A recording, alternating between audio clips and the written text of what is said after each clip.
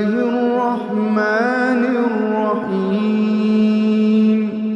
شهر رمضان الذي أنزل فيه القرآن بسم الله الرحمن الرحيم الحمد لله رب العالمين والصلاة والسلام على أشرف الأنبياء والمرسلين وعلى آله وأصحابه أجمعين مولاي صل وسلم دائما أبدا على حبيبك خير الخلق كلهم محمد سيد الكونين والثقلين والفريقين من عرب ومن عجم ثم الرضا عن أبي بكر وعن عمر وعن علي وعن عثمان ذي الكرم يا ربي بالمصطفى بلغ مقاصدنا واغفر لنا ما مضى يا واسع الكرم مولاي صل وسلم دائما أبدا على حبيبك خير الخلق كلهم الصلاة والسلام عليك يا سيدي يا رسول الله وعلى آلك وأصحابك يا حبيب الله. Respectable viewers and listeners, brothers and sisters in Islam, Assalamu alaikum wa rahmatullahi wa barakatuh. You're watching Voice of UK's Darse Quran, and I'm your host, Mohammed Naveed Ashrafi. Inshallah ta'ala, today I will be covering selected verses from Surat Al-Muminun and Surat An-Nur. In the Quran Majid, Allah subhanahu wa ta'ala, the main theme that Allah Azza wa Jal delivers throughout the Quran is encouraging, urging people to worship Allah subhanahu wa ta'ala alone. Ubudiyya, the worship of the one and true God, Allah subhanahu wa ta'ala. And the consequences of those nations, those who previously had rejected the invitation to accept the message of God, the oneness of God, belief and conviction in God and in His prophets that He sent. Their consequences are mentioned, their state, how they were destroyed and ruined by the punishment of Allah subhanahu wa ta'ala. Once again in Surah Mu'minun, the main theme is the emphasis on monotheism, the oneness of God, and the institution of prophethood, to believe in His prophets, and how Allah's greatness is reflected in the natural wonders of His creation. And there are the numerous signs in the world which all indicate the presence and existence of the one and true God. And also the various stages of human creation are mentioned in the initial ayat verses of Surat Al-Muminun. In fact, with reference to the initial ayat, the verses of Surat Al-Muminun, Sayyidatuna Aisha Siddiqa radiyallahu ta'ala anha, the beloved wife of Rasulullah sallallahu alayhi wasallam, daughter of Sayyidina Abu Bakr Siddiq radiyallahu ta'ala anhu, when she was questioned about the character of Rasulullah sallallahu alaihi wasallam, she said, "Kana khulquhu al-Quran," that his khulq, his character, his blessed manners and behavior are the Quran itself. And the introductory verses, then she recited those. And in these verses, Allah subhanahu wa ta'ala mentions that the qualities and attributes of a believer, that a believer is the one who is truly successful. Success without iman is in reality in the court of Allah subhanahu wa ta'ala, in His divine court, in the court of Rasulullah sallallahu alaihi wasallam, meaning in their opinion it is not success. Materialistic success is not success, because the kuffar, the non-Muslims, have this. The true and real and absolute success, the genuine success, is the success of iman, of being a believer. Hence the Quran says, قَدْ أَفْلَحَ الْمُؤْمِنُونَ. Undoubtedly the believers are successful, meaning successful both in this world and in the hereafter. How? As they have achieved faith and thus become entitled to paradise and the bounties that paradise has for the believers. They deserve the vision of Allah subhanahu wa ta'ala when they will be blessed in Jannah with the ultimate gift will be to see Allah subhanahu wa ta'ala. So the Quran says they are the ones who are successful. Who are they? الَّذِينَ هُمْ فِي صَلَاتِهِمْ خَاشِعُونَ. The ones who beseech Allah subhanahu wa ta'ala in their prayers, meaning the ones who are who demonstrate humiliation in their salah. And these are the qualities that Sayyidah Aisha, our mother, the mother of the believers, referred to when mentioning the khulq azim, the amazing and flawless character of Rasulullah sallallahu alaihi wasallam. And who are they? The mu'minun are those وَالَّذِينَ هُمْ عَنِ اللَّغْوِ مُعْرِضُونَ, who turn away. They are those who turn away from vain talk.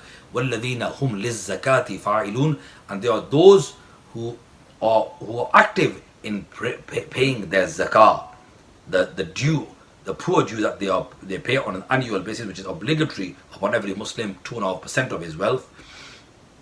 When he reaches the minimum amount, which is $52.5, if he has that much, then he has to pay. If he has had that much for a year or more than a year, then this is obligatory upon him. And those who are those believers, who are the mu'minun, who are successful, وَالَّذِينَ هُمْ لِفُرُوجِهِمْ حَافِظُونَ, the ones who guard their private parts from the commission of sins. They look after them and they do not engage in any unlawful relationship with the opposite gender or even with the same gender. All forms of non-marital relationships are haram, and any kind of relationship which is sexual with the same gender, it is haram in Islam for Muslims. If you're a Muslim, it is not allowed for you.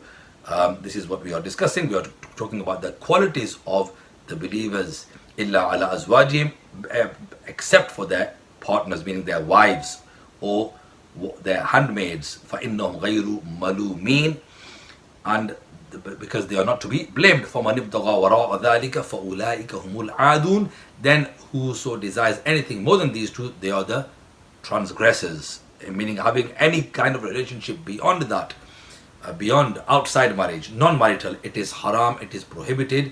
And in Surat An-Nur, which is also in the 18th juz, the punishment for zina, for having a unlawful relationship, for having a non-marital relationship, has been mentioned. The punishment for slandering, for qazf, for accusing the wife, all these have been mentioned in great detail, and how the kind of character a person should have is also discussed in detail in Surah An-Nur. And the scholars of Islam have mentioned that Surah An-Nur is something which we should teach our daughters with the translation and commentary. This should be taught, but obviously you should get the correct translations. Not all translations are correct. وَالَّذِينَ هُمْ لِأَمَانَاتِهِمْ وَعَهْدِهِمْ رَاعُونَ, and who are the believers who are successful? The ones who regard their trusts and their covenants. They give due regard to them, and the ones who are watchful. وَالَّذِينَ هُمْ عَلَى صَلَوَاتِهِمْ يُحَافِظُونَ, the ones who are watchful over their prayers, and they are the warithun. And then Allah subhanahu wa ta'ala talks about the various stages of human reproduction, that how He creates وَلَقَدْ خَلَقْنَا الْإِنسَانَ مِنْ سُلَالَةٍ مِنْ طِينٍ, and assuredly we made man from the extract of clay.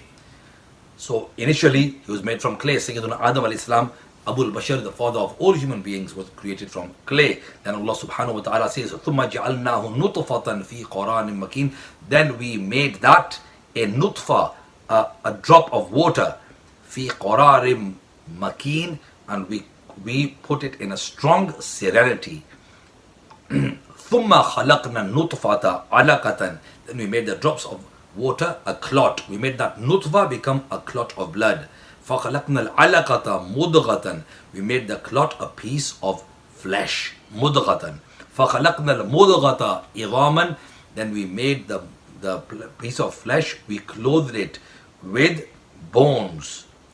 مُضْغَةَ إِظَامًا فَكَسَوْنَا الْعِظَامَ لَحْمًا, and then we clothed the bones with flesh.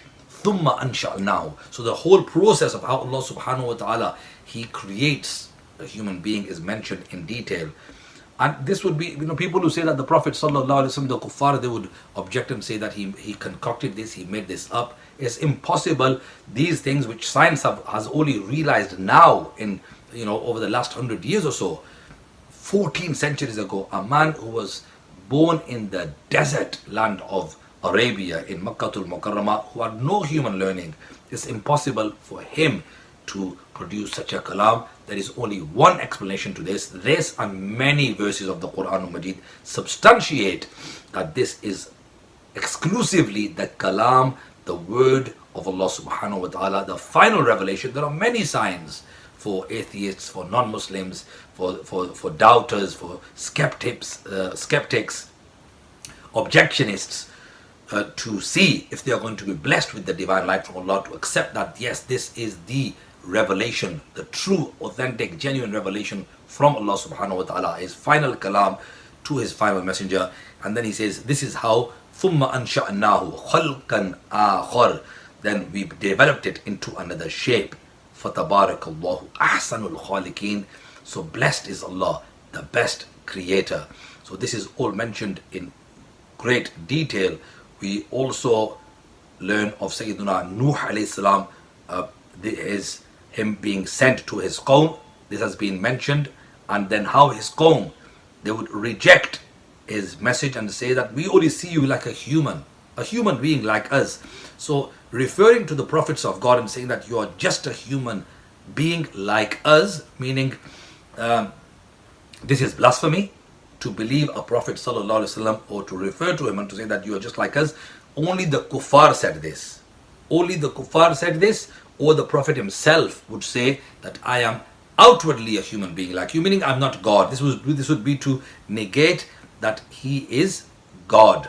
So this was the practice of the kuffar. Today Muslims should think twice before saying that he is a human just like us. This is blasphemy to say it like that. If it's said with the intention of degrading him, then this is undoubtedly kufr. So they would deny the existence in God, that God even exists. They would deny life after death, and they would say in verse number 37 that in hiya illa hayatuna dunya, that this is not but our life of this world, meaning there is no other life except for the life of this world.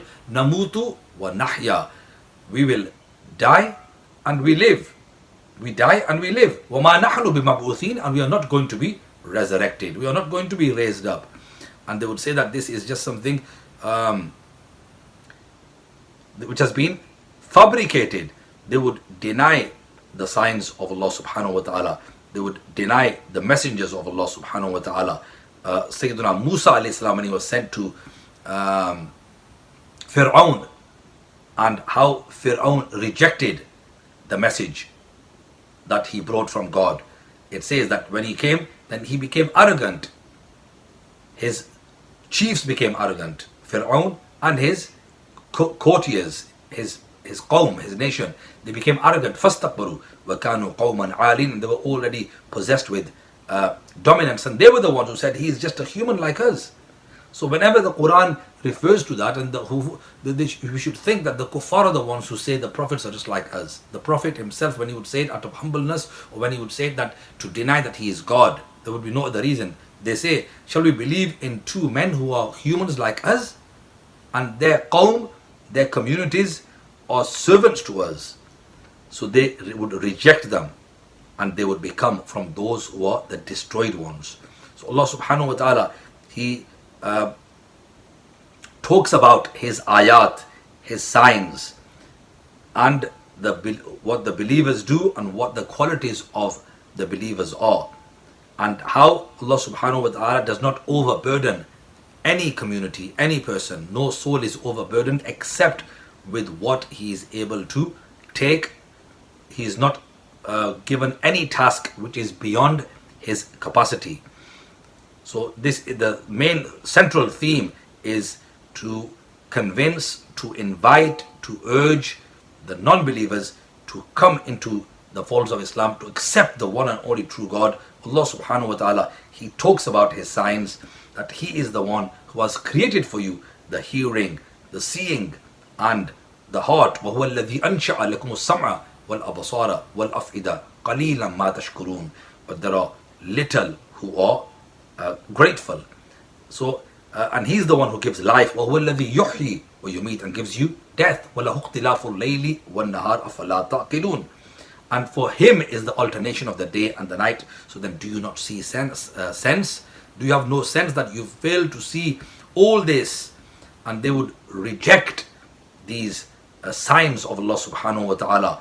And Allah Azza wa Jal, throughout the Quran al-Majid, He would continue to invite these people, the humans, to accept Islam, to come into the folds of the only true path on the earth, which is Islam, but they would continue to reject. Stay with us, respectable viewers and listeners. I will join you after a short break. Assalamu alaikum wa rahmatullahi wa barakatuh.